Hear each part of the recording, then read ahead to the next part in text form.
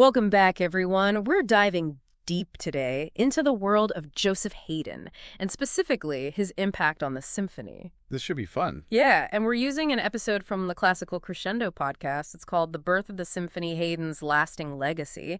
Just the name itself, it makes you realize, how crucial he was to this whole genre, Oh, yeah, definitely. Like the symphony. It's such a cornerstone of classical music, but did you know, back then, symphonies as we know them, they didn't even exist. It's true. It's true. It's crazy. Yeah. And Haydn, he pretty much laid down, the foundation for the symphony. Yeah. The structure, the emotional depth, the whole thing. It's amazing when you think about it. I know. And what's even more remarkable is that he came from really humble beginnings. We're talking son of a wheelwright in Rohrau, Austria, born in 1732. Oh, yeah. Not exactly, the birthplace of a musical revolutionary. Right. You think of, these musical geniuses. You picture them, born into these, sophisticated families, surrounded by music from day one. Right. But not Haydn. His dad, like you said, built wheels for a living. His mom was a cook. Mm-hmm. It's kind of amazing when you think about it. Yeah. But they must have seen something in him, right? They recognized his musical talent. I read that he had this incredible singing voice. That's what did it. Yeah. Apparently, at the age of 6, they sent him off to live with a relative to get proper musical training. Imagine that. 6 years old. 6 years old, away from your family to pursue music. Yeah. Talk about dedication. It's amazing. That is, that's a huge sacrifice for everyone involved. You can see that, that drive in him, even from such a young age. Yeah. He eventually ended up in Vienna. Right. Yep. And not just anywhere in Vienna. We're talking the prestigious spot. Yeah. The choir at St. Stephen's Cathedral. Okay, so that's a pretty big deal. Yeah, huge. One of the most prestigious musical institutions of the time. Wow. So what happened? How'd he get from, a small Austrian town to St. Stephen's? Well, it wasn't all smooth sailing, let me tell you. It's like a classic coming-of-age story. Okay, I'm intrigued. Give me the details. So picture this. Puberty hits. His voice changes. He can't hit those high notes anymore. Then, to make matters worse, he gets kicked out of the choir for, get this, a prank. Oh. Yeah. He chopped off another choir boy's pigtail. Haydn. Even the greats had a little mischief in them. I know, right? But you can imagine getting expelled from St. Stephen's. That must have been a massive blow. Absolutely. And he's in Vienna alone, I imagine, with no money, no real support system. Yeah. This is where his resilience really shows. He does, literally whatever he can to survive, keep learning. Like what? Teaches music, plays on the streets. He even works as a valet for Nicola Porpora. Who's Nicola Porpora? Oh, he's a big deal Italian composer. So Haydn, he figures he's working as a valet, might as well learn from a master. Oh, wow. So smart. He was brilliant. This is the guy who, later goes on to reshape the symphony. It just shows that for someone like Haydn even, the road to success, it wasn't always paved with gold. Definitely not. So when does his big break finally come? Well, in 1761, he gets this incredible appointment. Vice Kapellmeister to the Esterhazy family in Hungary. Super wealthy family, huge patrons of the arts. So wait, this is where things start to really take off for Haydn. Oh, absolutely. The Esterhazys, they loved music. They had this massive estate with an orchestra, opera house, theaters, you name it. For Haydn, this wasn't just a job. It was like stepping into this incredible musical haven. I can imagine, his own personal creative playground. Right. And you know what's interesting? Haydn described it as a beautiful isolation. He actually said, "My prince was satisfied with all my works. I received approval. I could, as head of an orchestra, make experiments, observe what created an impression and what weakened it, and thus improving, adding, cutting away, and running risks. I was cut off from the world. There was no one to confuse or torment me, and so I was forced to become original." So, being cut off was actually, the key to his originality. Exactly. Sometimes that distance, that freedom from, outside pressure, it can really spark creativity. It's true. It's true. So it was at the Esterhazy estate that Haydn started to shape the symphony as we know it today. Oh, yeah. Okay, so tell me how he did it. Was it just a matter of adding more instruments, making them longer, or was there more to it? Oh, it's way more than that. Before Haydn, symphonies, they were simpler, often just 3 movements, used as overtures. Yeah. They didn't really have that structure and depth that we associate with them today. Okay, so Haydn comes along and he's like, hold on, I've got a better idea. Yeah, pretty much. He's like, we're going to do 4 movements. We're going to start with a fast allegro, get things going. Then a slower adagio or andante to bring in some contrast, a little introspection. Then minuet and trio, graceful, dance-like. And to finish it all off, a lively presto, like a journey. It's like a musical journey. You're taking the listener through like these different moods, different emotions. Right, exactly. And it's not just the structure, it's what he did within that structure. Yeah. He pioneered this thing called thematic development. Thematic development. Yeah, it's like taking a simple melody and weaving it throughout the entire symphony, transforming it, adding layers, but always keeping it recognizable. So it's not just about like the tune itself, it's how you develop it, how you play with it, like over the course of the entire symphony. Exactly. It's like you're taking this one idea and exploring it from every angle. So can you give me an example of this in action, like one of Haydn's symphonies where you can really hear this thematic development? Oh, tons. But a classic one, Symphony No. 31. It's called the Horn Signal Symphony. He used like this expanded horn section, and it's incredible. You can hear him playing with his horn call. Sometimes it's like bold and triumphant. Other times it's like soft, almost melancholy. It's so cool. So we've got the 4-movement structure. We've got the thematic development. What else makes Haydn symphonies like stand out? Okay, so besides being just a flat-out brilliant composer, Haydn was a bit of a mischief maker. He was a prankster, right? Oh, yeah.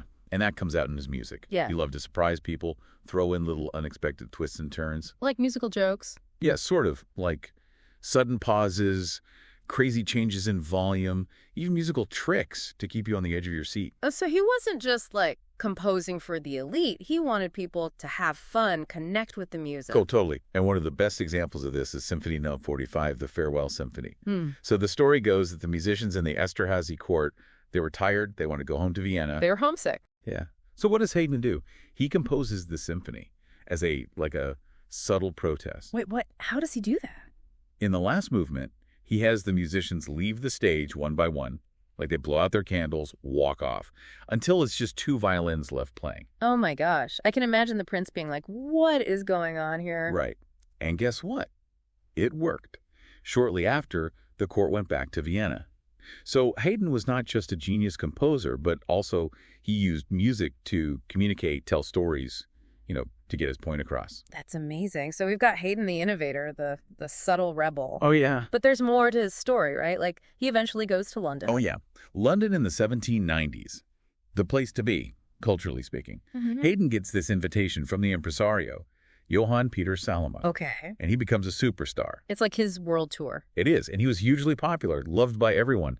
And during those trips to London, he composed 12 symphonies, they're often called, like the London Symphonies or Salomon Symphonies. So this is like peak Haydn, peak symphony. Oh, definitely. And they're just incredible. So many great stories and musical innovations to discover there, too. Oh, yeah. Like, take Symphony 94. Okay. The Surprise Symphony. You know the one, right? Yeah, I think so. With that sudden loud chord in the second movement. Oh, yeah. I know exactly what you're talking about. Like, it's almost like meant to startle you, right? Exactly. Some people say he wrote it to wake up, like sleepy audience members. Right, really? Who knows? Maybe he just wanted to add a little bit of fun, keep people on their toes. Right. And then there's Symphony No. 103, the Drum Roll Symphony. Oh, I love that one. Right. It opens with this incredible timpani roll. It just grabs your attention right away. Yeah. And when you listen to those London symphonies, you can really hear how much Haydn's style has matured. The orchestration is so rich. It is. The themes are even more deeply developed, and the emotional range, it's incredible. So it wasn't just artistic success in London. I mean, he made a fortune there, right? Oh, yeah. Huge financial success. Concerts, publishing, commissions, you name it. He even got an honorary doctorate from Oxford. Wow. Talk about a rock star. Right. But beyond the money, the fame, his time in London, it really exposed him to all these new ideas and influences. Exactly. And it shows in his later works. Yeah. Like the Creation or the Seasons, these incredible oratorios. You can hear those London influences there. It's amazing. I mean, every stage of his life, it seems like it fed into the next, right? Like you've got those early struggles in Vienna. Oh, yeah. Then the Esterházy court with all that freedom and experimentation. And then the triumphs of London. It's all there in the music. It really is. And speaking of influence, we can't forget about Haydn's role as a mentor. I mean, he taught some of the most iconic composers ever. Right. Like Mozart, right. Didn't they have this really close relationship? They did. It's pretty amazing when you think about it. Mozart was 24 years younger than Haydn. Wow, that's a big age difference. It is. But they had this mutual respect. They loved making music together. Mm. Haydn on second violin, Mozart on viola. Mozart even dedicated a set of string quartets to Haydn. Oh, wow. Pushing the boundaries of chamber music. Exactly.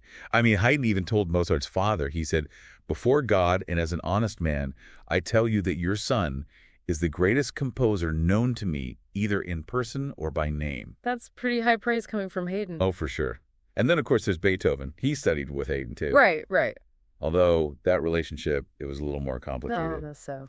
Well, Beethoven, he was fiercely independent, very strong personality, which, sometimes clashed with Haydn's more, traditional approach. I can imagine. But even with those clashes, you can still see Haydn's influence in Beethoven's early symphonies.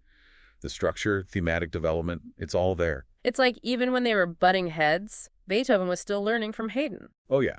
And Haydn's impact, it goes way beyond Mozart and Beethoven.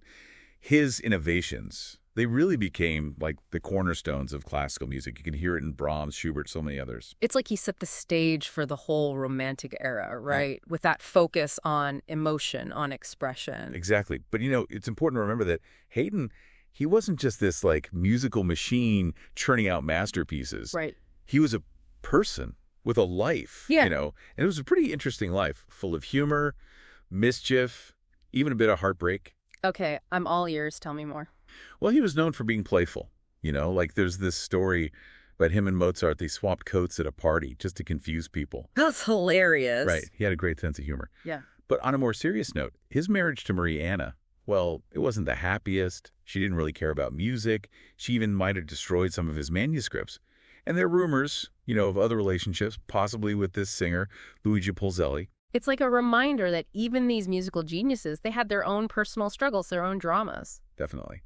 But through it all, Haydn, he stayed incredibly devoted to his faith, his Catholic faith. Mm-hmm.